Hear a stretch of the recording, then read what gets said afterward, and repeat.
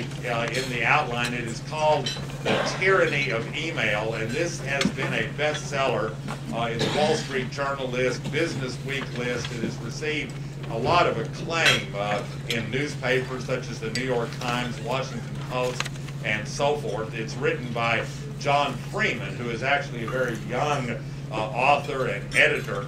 And many of you have AOL, who have worked with AOL, know that when you sign on, the first thing that you hear is you've got mail. And that is not what this book would tell you. This book would tell you mail has you.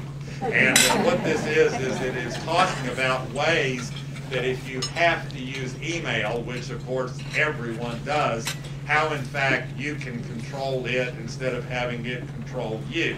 Certain that everyone here is aware of the many maladies of email. I just went randomly through the book and I pulled out some of these. These are not on your presentation outline, but I'll share them with you.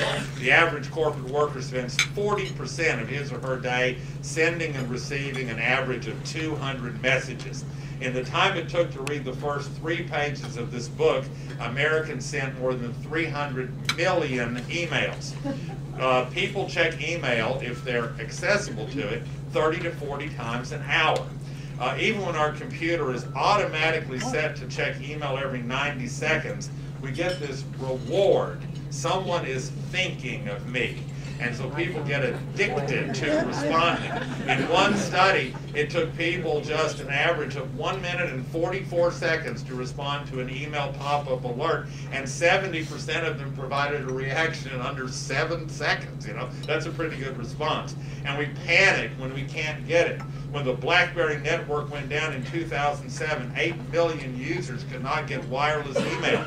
My blood ran cold, said one real estate consultant. In one study where email was unavailable, 40% responded with agitated mouse clicking, and 10% physically assaulted their computers. You know? That's like punching your television screen when you can't see the football game. You know? It doesn't do a lot of good. And how many times have you read a forwarded message sent so you have one piece of information, only to find below it an entire supposedly private conversational thread left intact? And now it's yours to peruse should you so desire. Y'all, I cannot possibly share with you the story that's in this book. It has romantic and sexual overtones to it. I was tempted to do it, but I don't want to offend anybody. It is quite a story of someone whose email was forwarded and then came back to them, and she provided this response. And that's all I'll say about it. I can't. It's 1:13.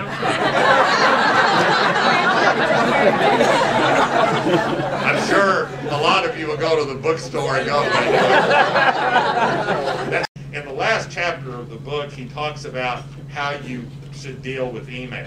Obviously, y'all, this guy is not pro-email. He thinks that it has really destroyed a lot of our workplace and our persons and our personalities and so forth. But here's some things that he says to do. One, he says, is don't send, because email only creates more email. 80% of corporate email problems are caused by 1% of workers who use it inefficiently. Your silence just doesn't affect your inbox. It has a compounded effect on the people to whom you didn't send messages. Not getting your message will release some time for them. And finally, number 10, schedule media-free time every day. Purposely find another way to spend your hours. And he said when you do that, you will be able to do other things that are more important to you in your life. And in essence, what these messages are in the book is that, and I really don't believe that he has anything that he would say that email is bad. It's the way we use it. And if you want to control email instead of having email control you, these are the pieces of advice that he would give you.